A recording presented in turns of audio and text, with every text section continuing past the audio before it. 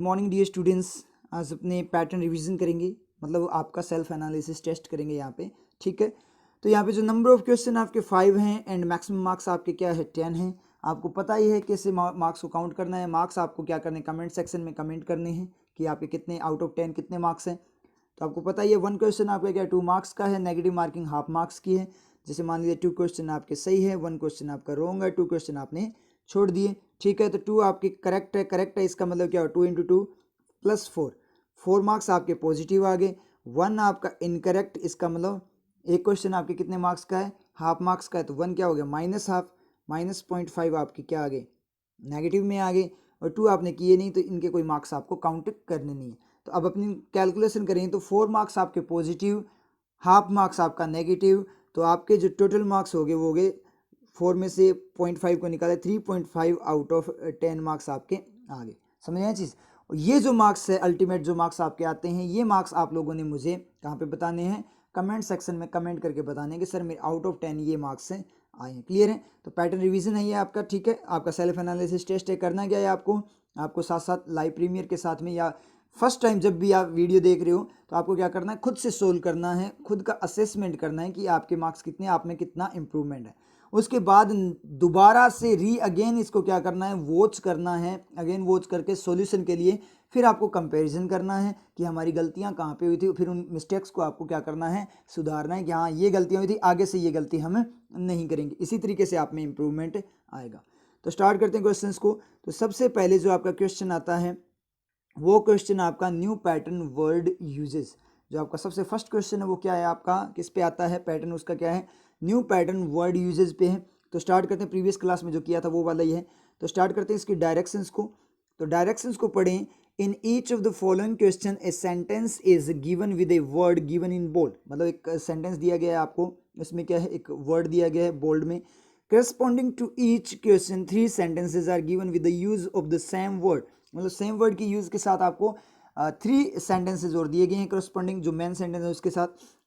From the options choose the sentences which give a different meaning for the word used in the sentence. अब आपको क्या करना है, different meaning वाला sentence, जो वर्ड आपका यूज हुआ था मेन सेंटेंस में, ठीक है, उसके साथ में जो डिफरेंट मीनिंग वाला वर्ड है जिस सेंटेंस में यूज हुआ डिफरेंट मीनिंग के साथ, उसको आपको क्या करना है, चूज करना है।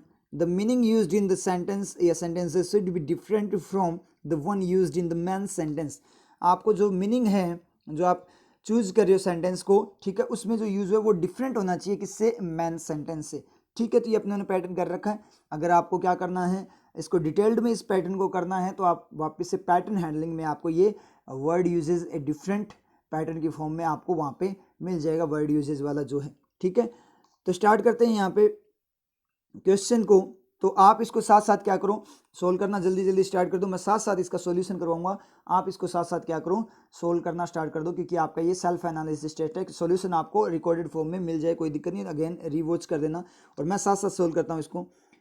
क्या है यहाँ पे देखो, बोल्ड दिया गया है, आप करते चलो, मैं बताता हूँ। यहाँ पे आपको क्या दिया गया, बोल्ड आपका हाईलाइटेड फॉर्म में आपको क्या दिया गया, एक वर्ड दिया गया है। वही वर्ड आपका इन सेंटेंसेज में क्या किया गया है, यूज किया गया 3 सेंटेंसेज के अंदर। आपको चेक करना है कि कौन सा डिफरेंट मीनिंग ले रहा है, कौन सा डिफरेंट मीनिंग ले रहा है। तो स्टार्ट करते हैं यहाँ पे फर्स्ट क्वेश्चन को अपने स्टार्ट करें। तो जैन वॉज विलिंग का मतलब इच्छा कर रही थी, टू अकम्पनी का मतलब साथ देने के लिए, यू आपकी साथ मतलब आपकी कंपनी लेने के लिए, टू द पार्क किसकी तरफ, पार्क की तरफ। पार्क का मतलब जो बाग बगीचा वगैरह जो आपका होता है गार्डन, उसकी तरफ। टू गो आउट क्या करने के लिए, फॉर ए वॉक, एक वॉक के लिए जाने के लिए वो आपको पार्क की तरफ एक कंपनी देने के लिए इच्छा कर रही थी कि मैं आपके साथ जाऊंगी। इस तरीके से बात कर रही। पार्क का मतलब पार्क जो आपका होता है। ठीक है, फर्स्ट में देखें, ही क्रॉस द स्ट्रीट, उसने स्ट्रीट को क्रॉस किया, गली को क्रॉस किया।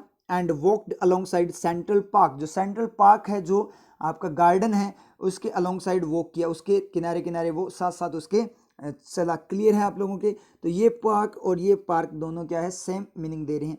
ठीक है, नेक्स्ट में, is it all right to park my car there, क्या ये सही है, to park my car there, वहां पे मेरी कार को पार्क करना। ये पार्किंग की बात कर रहा है, कार को लगाना, साइड में लगाते हैं ना अपने, जो जगह बनी होती है पार्किंग की, तो साइड में लगाना होता है, साइड में कर देना उसको, एक साइड में अरेंज्ड फॉर्म में रखना। ठीक है, तो वो आपकी क्या होती है, पार्किंग होती है। तो वो पार्क आपका क्या है, अलग होता है। ये पार्क जो आपका गार्डन है उसको बोलता है, और ये पार्क आपका कार की जो पार्किंग की जाती है ना, कार को लगाया जाता है किसी जगह पे, किसी स्थान पे, किसी प्लेस पे, उसको पार्क बोलते हैं। वैसे भी ये नाउन है, टू द पार्क, ठीक है। और सेंट्रल पार्क तो नाम है उसका, ठीक है। और यहाँ पे जो पार्क है वो एक्शन की फॉर्म में है, कार को पार्क करने के लिए। या फिर ये सही, क्या ये सही है, गार्डन की तरफ मेरी कार वहाँ, कोई मीनिंग आ रहा है? कोई मीनिंग नहीं है, मतलब पार्क करने की बात करें। इसका मतलब सेकंड जो आपका है डिफरेंट मीनिंग ले, ध्यान रखना, डिफरेंट मीनिंग आपको चेक करना है, समझ में आई चीज़? डिफरेंट मीनिंग चेक करना है, फर्स्ट को आप क्लिक मत कर देना कि फर्स्ट जो ऑप्शन है जिसमें फर्स्ट आएगा वो ऑप्शन होगा, तो फर्स्ट नहीं होना चाहिए। सेम मीनिंग मत लेना, ये भी गड़बड़ कर देते हैं स्टूडेंट्स, ये गड़बड़ यहाँ पे एग्जाम में हो जाती है। क्या डायरेक्ट देखने लगे तो पार्क का जो सेम मीनिंग है वो रख लेते हैं, लेकिन इंस्ट्रक्शंस को ध्यान से पढ़ो। इंस्ट्रक्शन में बोला है उसने डिफरेंट मीनिंग होना चाहिए, सेम नहीं होना चाहिए। इसका मतलब फर्स्ट आएगा वो नहीं होगा, फर्स्ट आएगा वो सारे एलिमिनेट हो जाएंगे। ए भी गया, डी ऑप्शन भी गया आपका, सेकंड आपका सही है, कोई दिक्कत नहीं है। तो इसका मतलब सी ऑप्शन अपना गया। सी ऑप्शन क्यों गया? क्योंकि वहां पे सेकंड नहीं है। आगे बात करें, no vehicles are permitted into the park, कोई भी व्हीकल परमिटेड नहीं था पार्क में। अब पार्क का मतलब कौन से पार्क में नहीं था? पार्किंग वाले पार्क में। तो पार्क नहीं होना, फिर तो पार्किंग होना चाहिए था ना, टू द यूज जो है तो पार्किंग होना चाहिए था, पार्किंग में नहीं था। और वैसे पार्किंग में क्यों नहीं होगा परमिटेड? तो पार्क का मतलब जो गार्डन है उसके अंदर परमिटेड नहीं था, इनटू द पार्किंग होता तो पार्किंग की बात करता, क्योंकि पार्क तो एक्शन होता है, पार्किंग आपका क्या होता है, उसको नाउन की फॉर्म में बताता है। जो पार्किंग गाड़ी की पार्किंग होती है, और पार्क जो होता है वो क्या करता है, नाउन की फॉर्म में गार्डन को बताता है। इसका मतलब थर्ड भी नहीं होगा, तो थर्ड नहीं होगा तो ई ऑप्शन भी गया, तो इसका मतलब क्या, ओनली बी ऑप्शन होगा। डिफरेंट मीनिंग ध्यान रखना, डिफरेंट मीनिंग कौन सा दे रहा है आपका? सेकंड ऑप्शन दे रहा है, सेकंड जो आपका सेंटेंस दे रहा है, ठीक है। तो बी ऑप्शन अपना यहाँ पे हो जाएगा। क्लियर है? चलते हैं नेक्स्ट क्वेश्चन पे। नेक्स्ट क्वेश्चन आपका आता है sentence fillers plus match the colons का। सेंटेंस फिलर्स और मैच द कॉलन का जो मिक्स पैटर्न है वो आपका आता है। स्टार्ट करें यहाँ पे, तो डायरेक्शंस को पढ़ना स्टार्ट करते हैं। In the questions given below A sentence is given with 2 blanks in each, मतलब सेंटेंस दिया गया 2 ब्लैंक्स ईच, हर सेंटेंस में 2 ब्लैंक है। Corresponding to each question 2 colons are given with 3 words in each colon, मतलब उस question के जो आपके करस्पॉन्डिंग बात करें तो क्या है, 2 कॉलन्स दिए गए हैं with 3 words in each colon. Each colon में क्या है, 3 वर्ड्स है, ठीक है। फर्स्ट में 3 वर्ड्स है और सेकंड में 3 वर्ड्स है। Which combination of words from the 2 columns will perfectly fit into the blanks to make the sentence contextually correct and meaningful? मतलब कौन सा आपका कॉम्बिनेशन है वर्ड्स का जो क्या करता है 2 कॉलम्स में फिट हो, 2 कॉलम्स से जो क्या है फिट होगा किसमें, सेंटेंस में, उसको कंटेक्चुअली मतलब सेंसिबल फॉर्म में, करेक्ट मीनिंगफुल फॉर्म में, और कंटेक्चुअली मतलब ग्रामेटिकल और सेंस की फॉर्म में करेक्ट बनाता है, ये आपको चेक करना है। तो स्टार्ट कर दो यहाँ पे क्वेश्चन को आप। तो क्वेश्चन जल्दी से यहाँ पे स्टार्ट करो, इस क्वेश्चन को सोल्व करना आप जल्दी स्टार्ट करो, ठीक है। मैं साथ साथ सोल्व करवाता हूँ, आप जल्दी से इसका आंसर दो। तो यहाँ पे अपने देखें 2 ब्लैंक्स दिए गए हैं, ठीक है, और यहाँ पे फर्स्ट एंड सेकंड 2 कॉलन दिए गए। तो फर्स्ट ब्लैंक में फर्स्ट जो आपका कॉलन उससे कोई सेंटेंस आपका वर्ड आएगा, और जो सेकंड ब्लैंक है उसमें सेकंड कॉलन से आपका कोई वर्ड आएगा। क्लियर आप लोगों के? तो स्टार्ट करते हैं मीनिंग लेना। वाइल द साइंटिस्ट, आप एक एक कॉलन को ले लेंगे जल्दी से, पहले वाले कॉलन को चेक कर लेते हैं, ठीक है। 1 ब्लैंक को ले लेंगे, पहले फर्स्ट वाले ब्लैंक को चेक करेंगे तो कॉलन फर्स्ट को चेक कर लेंगे। वाइल द साइंटिस्ट, जबकि साइंटिस्ट जो वैज्ञानिक वगैरह कीप सेंडिंग, मतलब कीप सेंडिंग मतलब भेजते रहते हैं, स्पेस क्राफ्ट जो आपके अंतरिक्षयान एंड रोवर्स वगैरह जो हैं ऑन मार्स, किस पे, मार्स मंगल ग्रह पे, टू देयर रिसर्च, उनकी रिसर्च को पता नहीं क्या करने के लिए, ठीक है। तो यहाँ पे अपने बात करें, वाइल साइंटिस्ट कीप सेंडिंग, वो क्या करते रहते हैं, सेंड करते रहते हैं स्पेस क्राफ्ट को, कहाँ पे, एंड रोवर्स को, on Mars to their research, उनकी जो खोज है उसको इंड्यूस करने के लिए, इंड्यूस करने मतलब प्रेरित करने के लिए, बिल्कुल सही है। लेकिन इंड्यूसेस, डज इंड्यूस नहीं होगा, क्योंकि टू ऑलरेडी मॉडल है। टू के बाद में अगर टू को एज ए मॉडल वर्क करवाएं तो डज और टू दोनों क्या कर जाएंगे, ओवरलैपिंग कर जाएंगे, ठीक है। और अगर टू को एज ए प्रीपोजिशन अपने वर्क करवाएं तो डज इंड्यूस है वो सर्वाइव नहीं करेगा। डज क्या मांगेगा, सब्जेक्ट मांगेगा, उसके दीवार के बाद में वो सर्वाइव नहीं करेगा, ये भी अपनी गड़बड़ हो जाएगी। इसका मतलब क्या निकला, इसका मतलब ये निकला कि जो इंड्यूसेस तो नहीं आएगा, V1 ही आएगा। तो कंडक्ट भी आ सकता है और कर्व भी आ सकता है। अब दोनों की बात करें, ए नहीं होगा तो जिसमें ए है वो सारे उड़ा दो, ए ऑप्शन गया और आपका ई ऑप्शन गया, ये दोनों ऑप्शन आपके गए। अब बी और सी में से चेक करना है। बी का मतलब कंडक्ट का मतलब रिसर्च जो उनकी खोज है उसको जारी रखने के लिए, कंडक्ट का मतलब संचालित करने के लिए, बिल्कुल सही है। और कर्व का मीनिंग क्या होता है, रोकने के लिए। तो मुझे बताओ, जो साइंटिस्ट है वो स्पेस क्राफ्ट को भेजते हैं मार्स पे, वो रिसर्च को रोकने के लिए भेजते हैं या उसको चलाने के लिए भेजते हैं, संचालित करने के लिए भेजते हैं ना। इसका मतलब क भी नहीं होगा, सी भी नहीं होगा, ए भी नहीं होगा, तो सी नहीं होगा, तो सी और डी दोनों ऑप्शन आपके क्या हो गए, यहाँ से इनवैलिड हो गए, क्योंकि इसमें सी है। सी भी नहीं होगा तो ऑप्शन अपना जो वर्ड रहेगा वो बी रहेगा। कितने ऑप्शन में है, ओनली वन। देखो ई ऑप्शन में तो है, कोई दिक्कत नहीं है, लेकिन ई ऑप्शन में ए है, इसलिए वो गलत हो जाएगा। तो अपने पास ऑप्शन ए की बचा, वो कौन सा, नन ऑफ दिस है नहीं, तो बी अपना बच गया, यहाँ पे क्लिक हो जाएगा। तो ये आपका क्लियर हो गया। तो अब आपको क्या करना है, एग्जाम में क्या करना है, आगे निकल जाना है। ये स्पीड होती है यहाँ से। अब क्या करो, आपका ऑप्शन क्लिक हो गया, क्योंकि नन ऑफ दिस होता तो अपने चेक करते, अब चेक करने की भी जरूरत नहीं है, सही जाएगा। फिर भी आपको देखना है तो देख लो। I often dream about going to the, B D को चेक करेंगे। आई एम ऑफन, ज़्यादातर, ड्रीम सपना देखता हूँ, about going to the planet, मतलब उस प्लैनेट मंगल ग्रह पे जाने, टू अंडरस्टैंड समझने के लिए, इफ़ देयर आर, यदि वहाँ है, एनी पीपल कोई भी लोग, लिविंग देयर वहाँ रहते हुए लोग हैं, एंड डी को पढ़ना है, whether life is actually possible on this planet और नॉट, कि यहाँ पे लाइफ पॉसिबल है या नहीं है। बिल्कुल सही है, तो आपका ये वाला सही है, वेदर यहाँ पे, और वेदर लाइफ, मौसम लाइफ पॉसिबल है या नहीं है, कोई मीनिंग नहीं आ रहा। रेदर अपेक्षा करते लाइफ पॉसिबल है या नहीं, ये भी नहीं जाएगा। वैसे बी डी आपका क्लिक हो गया, समझ में है। चलते हैं नेक्स्ट क्वेश्चन पे। नेक्स्ट क्वेश्चन की बात करें तो नेक्स्ट क्वेश्चन आपका आता है स्पोर्टिंग एरर्स का। नेक्स्ट क्वेश्चन आपका आता है स्पोर्टिंग एरर्स का। स्टार्ट करते हैं इसकी डायरेक्शंस को। तो डायरेक्शंस को देखें, out of the 4 sentences given below, out of the 4 sentences given below, जो 4 सेंटेंसेस दिए गए हैं, only one is grammatically incorrect. Incorrect, grammatically incorrect है। इनकरेक्ट फाइंड आउट करना है कि यहाँ पे grammatically incorrect. Find the incorrect sentence और mark the relevant option as your answer. आपको इनकरेक्ट सेंटेंस को फाइंड आउट करना है और मार्क करना है रेलेवेंट ऑप्शन को, जो आपका आंसर है उसको। चलते हैं क्वेश्चन पे, स्टार्ट करें क्वेश्चन को। तो यहाँ पे जो आपका क्वेश्चन आता है, देख लेते हैं क्या क्वेश्चन आता है, आप जल्दी जल्दी इसको सोल्व करो। तो यहाँ पे क्या दिया गया है, ए बी सी डी, ये आपको 4 सेंटेंस दिए, ई ऑल आर इनकरेक्ट लिखा गया। तो आपको सेलेक्ट करना है क्या, इनकरेक्ट वन। ध्यान रखना है यहाँ पे इनकरेक्ट फाइंड आउट करना है, करेक्ट मत कर देना। वहाँ ने उसने क्लियरली बोला हुआ है डायरेक्शंस में, आपको इनकरेक्ट फाइंड आउट करना है। क्लियर आप लोगों के। तो स्टार्ट करते हैं। The sentiments of the common people, sentiments का मतलब उनकी भावनाएं, इमोशंस वगैरह जो हैं, ऑफ द कॉमन, सामान्य जो आम आदमी है उसके, शुड बी कंसिडर्ड, उनको कंसिडर किया जाना चाहिए, ध्यान में रखा जाना चाहिए, बिफोर, क्या करने से पहले, बिफोर पासिंग एनी बिल, मतलब कोई भी बिल पास कर, कोई भी जो आपका बिल है, विधेयक जो है, मतलब गवर्नमेंट जो पास करती है लॉ वगैरह के लिए, उसको पास करने से पहले लोगों के सेंटिमेंट को ध्यान में रखना चाहिए। बिल्कुल सही जा रहा है। उसके बाद में, the common people's sentiments should be considered before a bill is passed. एक बिल पास किया जाता है उससे पहले लोगों के सेंटिमेंट्स को कंसिडर किया जाता है, ध्यान में रखा। सेंटिमेंट का मतलब इमोशंस, बिल्कुल सही है। The sentiments in the common people is to be consider, उसे कंसिडर किया जाना चाहिए, ठीक है। इज टू बी कंसिडर किया जाता है बिफोर पासिंग एनी बिल, किसी भी बिल को पास करने से पहले क्या होता है, उसके कॉमन जो लोग होते हैं उनके सेंटिमेंट को क्या किया जाता है, ध्यान में रखा जाता है। तो उनमें सेंटिमेंट को, उनमें भावनाओं को, उनमें भावनाओं, देखो लोगों में भावनाओं को ध्यान में रखना है, लोगों की भावनाओं को ध्यान में रखना है। अब आपको बोले कि आप है ना जो कोई भी काम करो तो लोगों की भावनाओं को ध्यान में रखो, तो आप लोगों में जाकर भावना को ध्यान में रखोगे क्या, लोगों में जाकर इमोशंस को ध्यान में रखोगे, या लोगों में जो भावना है उसका ध्यान रखोगे ना। तो लोगों की भावना का ध्यान रखोगे, ना कि लोगों में भावना का ध्यान रखो। लोगों में भावना तो है, उसका ध्यान आप क्या रखोगे, समझ में आया चीज़। तो उनकी भावनाओं को ध्यान में रखोगे। तो ये अपना रॉन्ग यहाँ से जा रहा है, देख लेंगे रॉन्ग जा रहा है। तो रॉन्ग जा रहा है, इसका मतलब क्या है, सही क्लिक होगा यहाँ पे। चलो एक बार छोड़ते हैं इसको। बिफोर पासिंग एनी बिल, किसी भी बिल को पास करने से पहले the sentiments of the common people should be consider, उसे कंसिडर किया जाना चाहिए। वैसे भी यहाँ पे किया जाता है, यहाँ किया जाना चाहिए, यहाँ तो एडवाइस दी जा रही, वहाँ पे किया जाता है कि ये होता ही है, हमेशा ही किया जाता है, तो ऐसा है नहीं। अगर ऐसा होता तो एडवाइस देने की वहाँ पे जरूरत नहीं, तो किया तो नहीं जाता, किया जाना चाहिए, इस तरीके से उसने बोला है। वैसे भी आपका सबसे डिफरेंट जा रहा है। चलो एक ई ऑप्शन देख लेते हैं, ऑल आर इनकरेक्ट।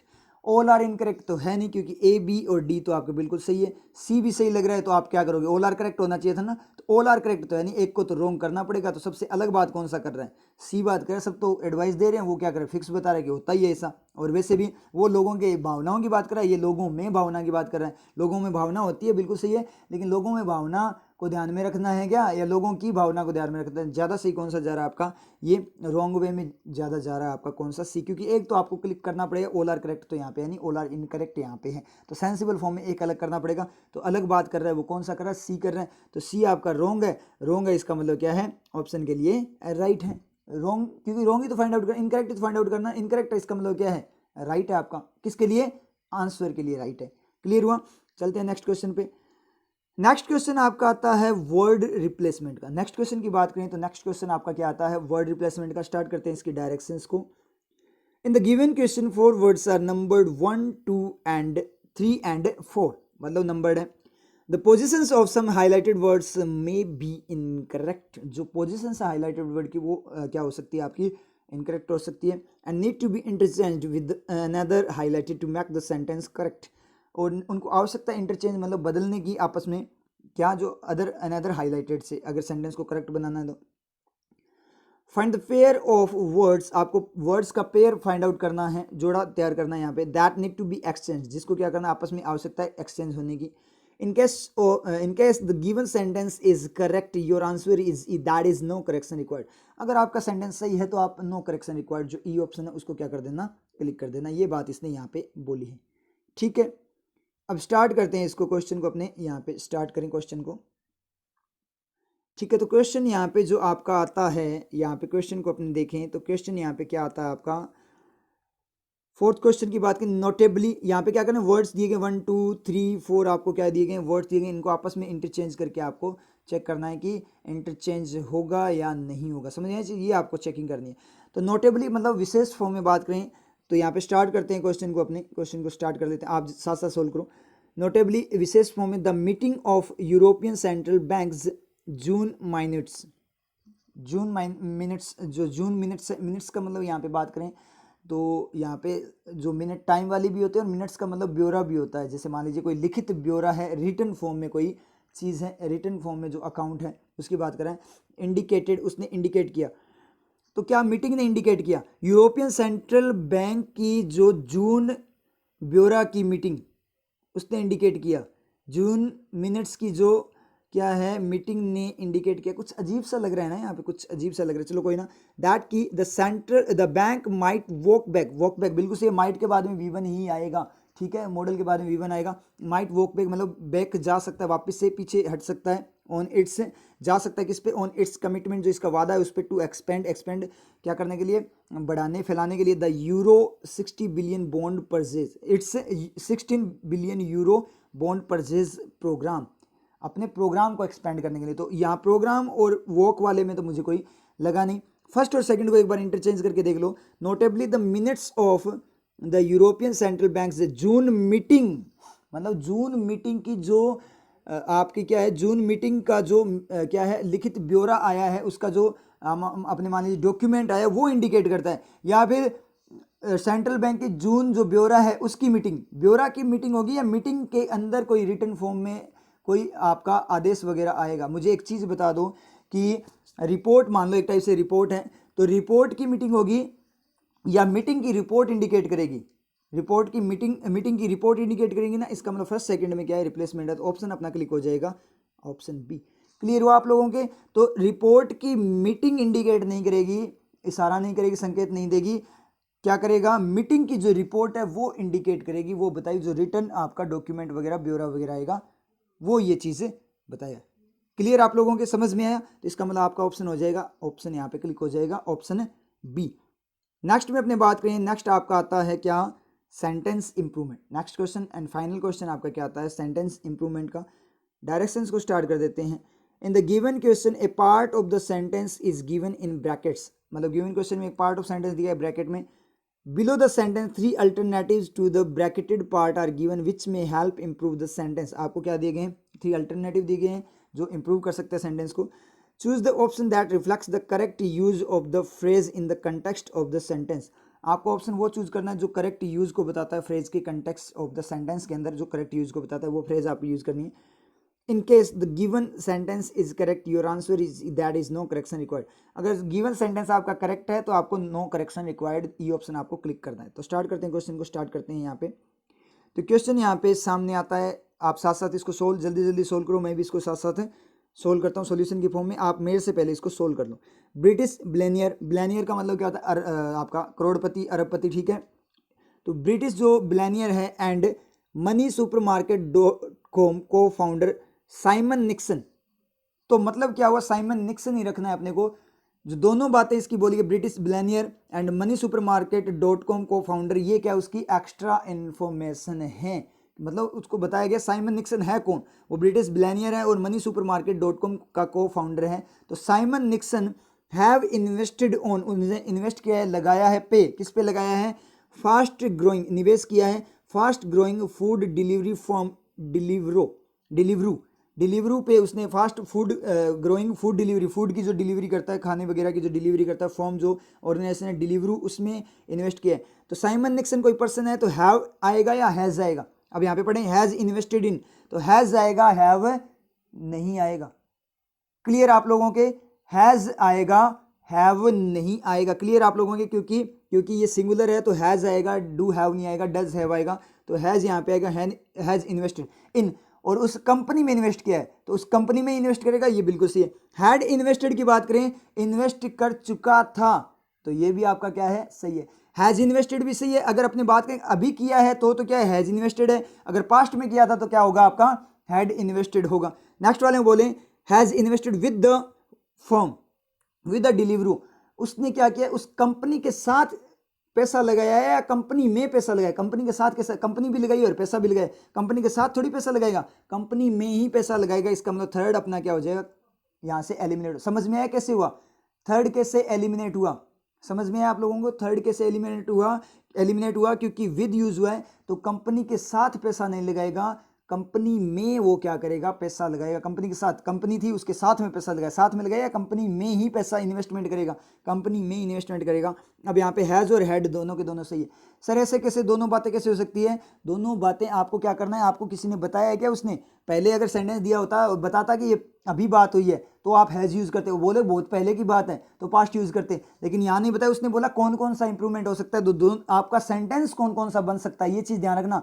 तो इंडिविजुअल फॉर्म में देखना है, जब हैज़ इन्वेस्टेड को आप चेक करते हो तो आपको हैड वाला ध्यान में नहीं रखना, और जब हैड वाला देख रहे हो तो हैज़ वाला हटेगा वहां से, क्योंकि जब हैज़ लगाएंगे तो अलग सेंटेंस बनेगा, हैड लगाएंगे तो अलग सेंटेंस बनेगा। तो आपको चेक करना है कौन सा हो सकता है, तो अपने को नहीं पता प्रेजेंट में या पास्ट में, तो अपने लिए तो क्या है, दोनों के दोनों ही करेक्ट है। हैज़ इन्वेस्टेड, अगर किसी ने बोला है कि साइमन निक्सन हैज़ इन्वेस्टेड तो आपको ऐसे लगेगा कि हाँ अभी इन्वेस्ट किया है, और हैड का मतलब बहुत पहले इन्वेस्ट किया था। तो दोनों की दोनों बातें सही है या गलत है, दोनों की दोनों बातें बिल्कुल सही है। और वैसे डायरेक्ट इनडायरेक्ट में बात करें तो डायरेक्ट में बात करें, उस टाइम की बात करें, उस टाइम पे लगाया था, उसी टाइम पे किसी ने बोला था तो हैज़ आएगा, और अब अपने बात करें तो हैड आ जाएगा, वैसे भी आपका सही होता है। तो इसका मतलब अब यहाँ पे अपने सेंटेंस देखेंगे कि सेंटेंस कौन सा सही है, तो दोनों के दोनों सही जा रहे हैं। एक में तो अभी की बात कर रहा है और एक पास्ट की, हो सकता है क्या है उसने पहले भी इन्वेस्ट किया और अब फिर से इन्वेस्ट कर दिया हो, तो दोनों की दोनों बातें सही है या नहीं, हो सकता है वो बार बार इन्वेस्ट कर रहे हो, कितनी भी बातें हो सकती है। तो अगर मैं बोल दूं Simon Nixon has invested in the company, ठीक है, and Simon Nixon had invested in the company, तो क्या समझोगे आप इससे कि साइमन जो आपका निक्सन है उसने अभी भी इन्वेस्ट किया है और उसने पहले भी इन्वेस्ट किया था, मतलब उस कंपनी में बहुत बार उसने इन्वेस्ट किया है, तो वो भी सही जा सकता है। तो ऐसी कोई दिक्कत नहीं है, आपको देखना है सेंटेंस कौन सा आपका करेक्ट जा रहा है। तो हैज़ इन्वेस्टेड प्रेजेंट की फॉर्म में, हैड इन्वेस्टेड पास्ट की फॉर्म में, दोनों के दोनों सेंटेंस सही है। तो फर्स्ट एंड सेकंड रहेंगे, तो बोथ फर्स्ट एंड सेकंड आपका यहाँ पे क्या हो जाएगा, क्लिक हो जाएगा। बोथ फर्स्ट एंड सेकंड वाला जो ऑप्शन डी आपका यहाँ क्लिक हो जाएगा। क्लियर आप लोगों के, तो ऐसे आप लोगों को कोई कन्फ्यूजन नहीं होना कि दोनों बातें साथ में, सर प्रेजेंट में किया है पास्ट में किया, तो दोनों बातें भी हो सकती है, आपको अलग अलग वे में देखना है, इंडिविजुअल फॉर्म में उनको चेक करना है, एक दूसरे के रिफ्लेक्शन के साथ चेक नहीं करना, क्योंकि उसने नहीं बोला कि दोनों का मीनिंग भी आपस में कनेक्ट, मीनिंग कनेक्ट नहीं होगा, उसने बोला है कि कौन सा इंप्रूवमेंट हो सकता है, तो कौन सा सेंटेंस बन सकता है। तो हैज़ इन्वेस्टेड भी बन सकता है अलग वे में बात करें, और हैड इन्वेस्टेड भी बन सकता है। क्लियर आप लोगों के, क्लियर हुआ। हैड जो आपका होता है डिड होता है, यहाँ पे डिड हैव, तो डिड आपका सिंगुलर प्लूरल दोनों के लिए यूज होता है। हैव आपका गलत क्यों हो गया, क्योंकि साइमन निक्सन सिंगुलर है, हैव नहीं आएगा, डू नहीं आएगा, डज से आएगा। क्लियर आप लोगों के, क्लियर हुआ ना ये बात। तो इस तरीके से आपको इसको सोल्व करना था।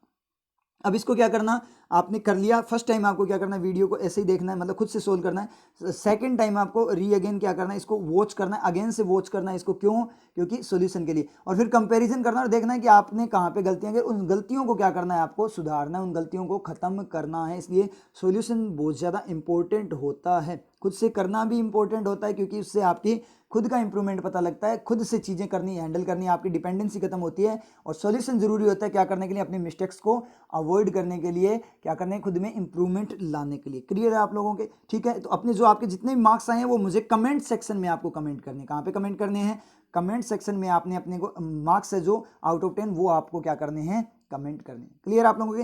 ठीक है, फिर एक गुरु और शिष्य का संबंध एक पौधे और उसके माली के बीच के संबंध जैसा ही होता है। माली पौधे की देखरेख करता है, उसे निरंतर जल और खाद देकर पोषित करता है, ताकि एक दिन ये छोटा सा पौधा एक विशाल वृक्ष बनकर आकाश को छू सके। इसी प्रकार एक गुरु भी अपने शिष्य को अपने ज्ञान से सींचता है, उसकी प्रतिभा, उसके गुणों को निरंतर निखारता है, ताकि एक दिन वही शिष्य अपनी प्रतिभा के शिखर को छू सके। इसलिए स्मरण रहे, यदि जीवन में उन्नति और समृद्धि चाहिए तो स्वयं के परिश्रम के साथ साथ एक योग्य गुरु का आशीर्वाद और मार्गदर्शन भी होना चाहिए। नीतियां मेरी, नियति आपकी।